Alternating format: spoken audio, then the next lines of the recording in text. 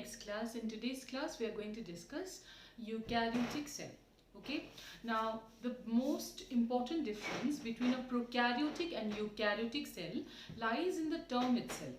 Eu means true and kary means nucleus. Okay. So, just like in prokaryotes, you have learned that the true nucleus is absent because the genetic material is not bound by a nuclear membrane, isn't it?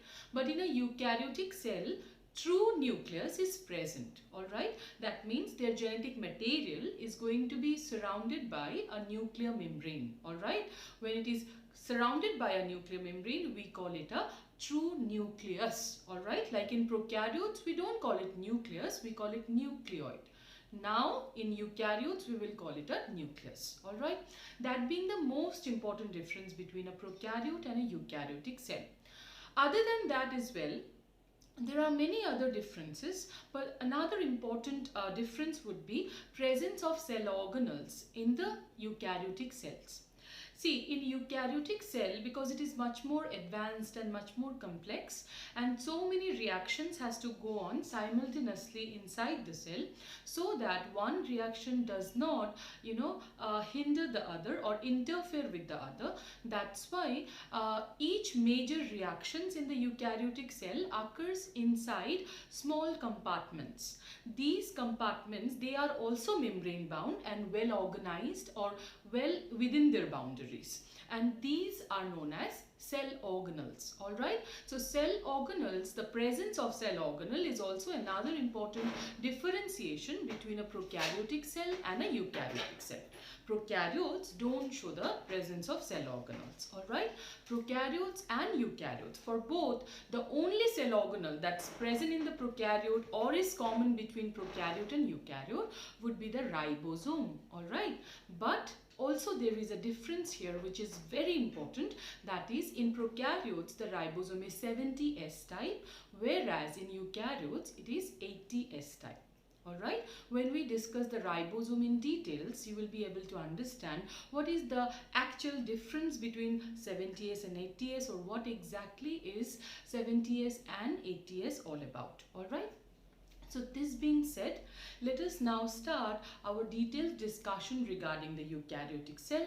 We are going to discuss each and every part associated with the eukaryotic cell.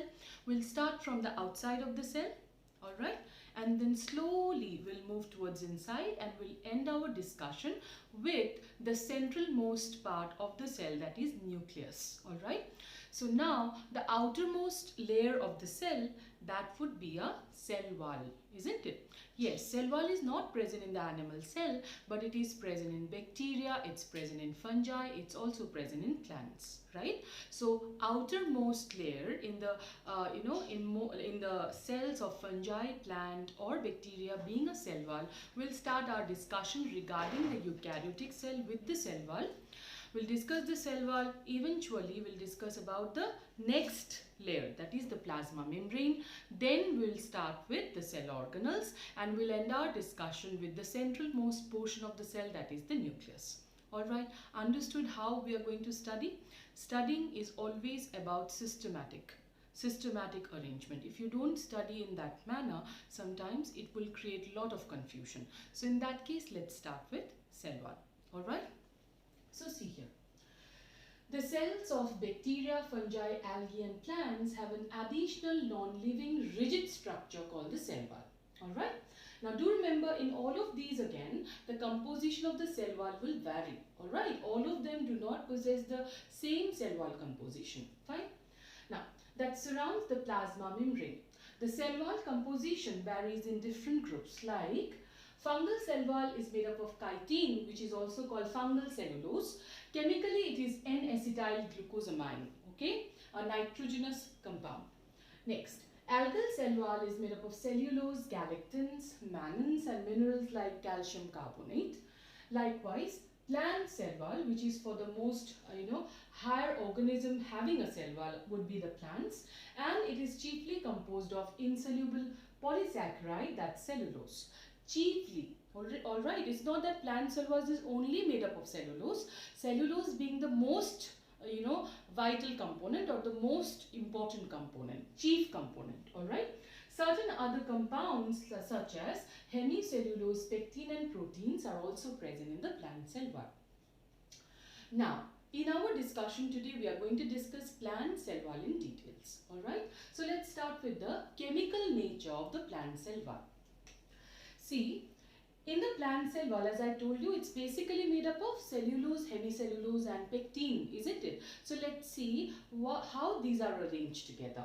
See, around 1000 glucose units together makes up one cellulose. Okay, in an unbranched manner when the glucose will be arranged, that will make up one cellulose. Alright. Likewise, 30 to 40 cellulose together in a bundle, together in a strand will make up one microfibril. Alright. Now see, these microfibrils, they will form the framework of the cell wall. Say, these strands that I have drawn here, they are moving parallel to one another, also perpendicular to one another. These are going to be forming the framework of the cell wall. And these are the microfibrils made up of cellulose. Okay. So, 1000 glucose units make up one cellulose and 30 to 40 cellulose together would make up one microfibril. And microfibrils are going to be arranged parallelly and perpendicularly to one another to form the framework of the cell wall in plants. Now, this framework has to be embedded in a matrix, isn't it? Now, that matrix would contain hemicellulose and pectin. Framework is going to be embedded in a mold or in a matrix, and that would be made up of hemicellulose and pectin. So chemically, that's why we say that plant cell wall chiefly contains cellulose. Alright. Now, moving to the physical structure of the plant cell wall. See, in a young plant cell, always the cell wall is going to be unilayer. One single cell wall layer would be present, and we will call it the primary cell wall because it is going to be present in the primary growth phase of the plant. Alright, so it is going to be called as primary cell wall. Alright, now primary cell wall will be always unilayered. Why? Because here in the primary cell wall, the cell wall material is going to be deposited within the same layer. Let me make it more clear to you. Suppose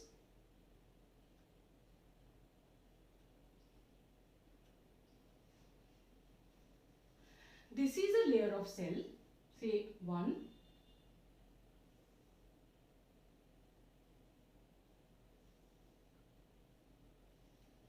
This is another layer of cell. Both the layers consist of 4 cells. Alright.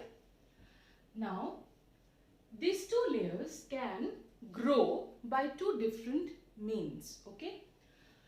If suppose the cells divide longitudinally here, from 4 cells, how many cells have been formed now? It has doubled up, isn't it? Now we have 8 cells. But these newly formed cells, are they forming a separate layer? No. They are being deposited in that same layer. The layer of cells still remains one. That is, it is still unilayered, isn't it? Such type of growth is called intussusception. Alright. Now see the second one. In the second layer also you see that there are 4 cells, isn't it? Now these 4 cells, they can divide like this, transversely. If they divide transversely also, we now have, from 4 cells, we now have 8 cells. So the amount of growth in both the layer is same. But here, due to transverse division, what has happened? The number of layers have increased, isn't it? From unilayer, now it has become bilayer. So this type of growth is called accretion. Understood? Clear? Now see, how do we apply this to the primary cell wall? See, in primary cell wall, it is going to be thin and flexible, okay? And it is going to be present in the plant cell wall when the cell is on the verge of growing. So it will expand, and along with that, even the cell wall will expand. How? By adding cell wall material within that same layer. Okay, that's why we say that primary cell wall grows by intussusception. It will deposit new cell wall material for growth but within that same layer, okay, so that it can allow the plant cell to expand. So primary cell wall grows by intussusception. Okay, that's why it is always unilayered. Fine. And it is also thin, elastic and capable of expansion. Fine. Now see, what happens is when the plant cell starts to mature, internal to the primary cell wall, this is the outermost layer is the primary cell wall. Internal to the primary cell wall, now certain layers of cell wall starts to get deposited, okay, internal to it, like this S1, S2 and S3. They have been deposited internal to the primary cell wall, and these are known as secondary cell wall, okay. Secondary cell wall will be rigid and thick and it will lack flexibility. It is going to add strength to the cell wall. It is going to make the cells much more rigid. Okay, and there will be no flexibility. And here what is happening, you see, new cell wall materials are not being deposited within that same layer. Rather, it is deposited over the previous layer. So what is happening? Every time new cell wall is deposited, new cell wall material is deposited, a new layer of cell wall, a new layer of cell wall is added, isn't it? So we can say that secondary cell wall grows by accretion. That's why it is multi-layered. Okay, mostly it is tri-layered, S1, S2 and S3. Alright, so that's the most important difference between primary and secondary cell wall. Primary cell wall grows by intussusception, whereas the secondary cell wall grows by accretion. Is that clear? Understood? Very clear about it? So, do remember, primary cell wall will be mostly occurring in meristematic cells or in parenchymatous cells. The parenchymatous or meristematic cells mostly possess only primary cell wall, but in lignified cells or suberized cells which add strength to the plant body and are mostly found in the woody part of the plant, that would contain secondary cell wall as well. Alright, clear about it? Fine. Now let's move to another important part under the cell wall, that's pit. You have already heard about the term pit or have learned about it in the anatomy chapter. Now let's see how exactly pits are or how they are formed. See, suppose this is a primary cell wall. Okay, this is a primary cell wall. This is another primary cell wall of an adjacent cell. So this is cell 1, this is cell 2. These are two neighboring cells. And this is the primary cell wall of cell 1. This is the primary cell wall of cell 2. Alright. And this would be the secondary cell wall. This is the secondary cell wall. Okay. The secondary cell wall I have not drawn here as S1, S2, S3. Rather, I have taken together as secondary cell wall. So this is the secondary cell wall, this part. Okay. Secondary cell. Now as you can see in the diagram, see, secondary cell wall is not uniform. Okay. Here the cell wall material deposited is not uniformly present. At certain parts, secondary cell wall is missing, isn't it? Forming a pore. A part where material is not present, of course it will be forming a gap or a pore, isn't it? That part is going to be known as pit. Okay. So primary cell wall is going to be entire. Secondary cell wall, which will remain internal to the primary cell wall, at certain places would not show material deposited. Those parts will form a pore or gap, and that will be known as pit. Understood?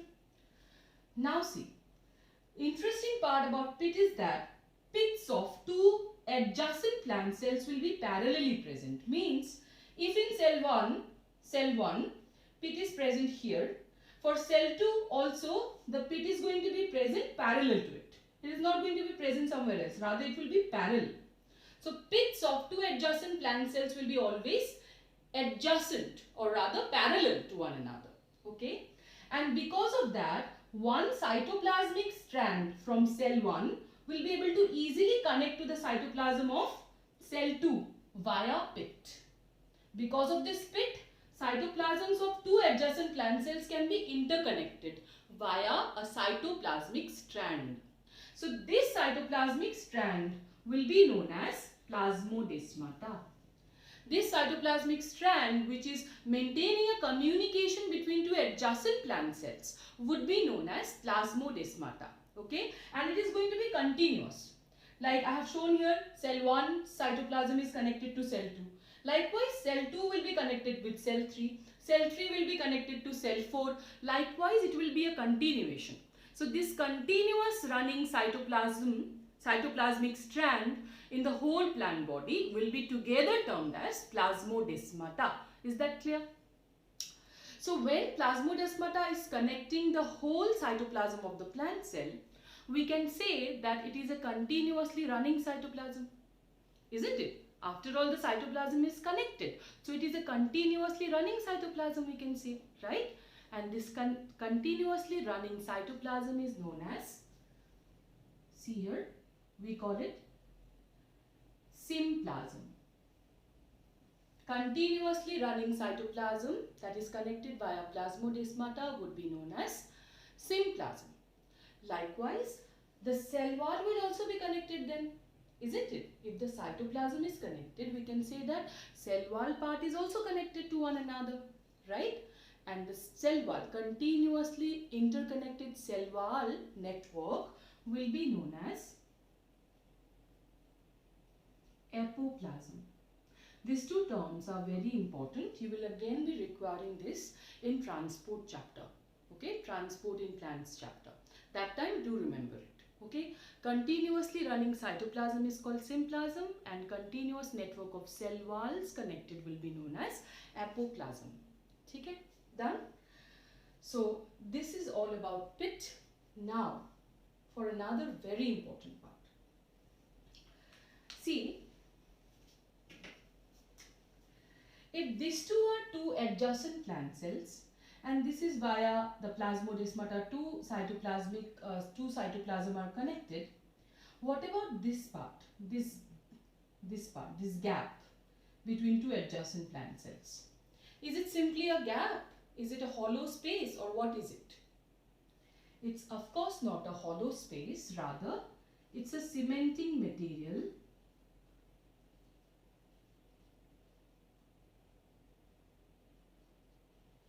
It's a cement-like material that will keep the two adjacent plant cells adhered to one another. Just like if you're trying to keep two bricks together, what are you putting in between? Cement, isn't it? Likewise, if you're trying in the plant body, while two adjacent plant cells have to be kept together, isn't it? They should not lose communication among each other. Okay, only then tissues will be able to form, and every other organizations inside the plant body will be able to form by communication, isn't it? So because the cell to cell communication is so important, the cells need to be together, and to keep them adhered to one another, a cementing material will be present between two adjacent plant cells, and we call it middle lamella. Okay, middle lamella is going to be made up of calcium and magnesium pectate. Calcium and magnesium pectate. And it is formed during cell division itself, when the plant cells undergo cell division, and they undergo cytoplasmic divisions mainly, that is cytokinesis. At that time itself, the middle lamella will be formed. It's not that middle lamella is formed later on when the plant cells will start to mature and all. No. They are formed from the very beginning, when the plant cells are undergoing cell division. That time itself, middle lamella are going to be formed. Alright, so middle lamella is a cementing adhesive layer that would be present in between two adjacent plant cells, and that is going to keep the two cells together so that they don't lose communication, and is made up of calcium and magnesium pectate. Alright. So that's all regarding our discussion. Finally, we have reached the last part of the cell wall, that is function of the cell wall. There are various functions of the cell wall. These are the important ones. Number one, it maintains shape of the cell. Of course, it gives a framework to the plant cell, and hence it gives a shape to the cell. It protects from mechanical injury. It wards off attacks of bacteria and fungi. Of course, now they are not going to easily invade the plant cell because it will act as a barrier. It allows the materials to pass in and out of the cell. The cell wall, very important, is a permeable layer. Okay, cell wall of a plant cell is going to be permeable. It can allow certain things to pass in, certain things to move out. All right, that's what is meant in the fourth point. And the fifth one is that it helps in cell-to-cell communication and provides barrier to undesirable macromolecules. Alright, so I hope all of you are clear about cell wall part. In the next class, we'll be starting with cell membrane or plasma membrane. Alright.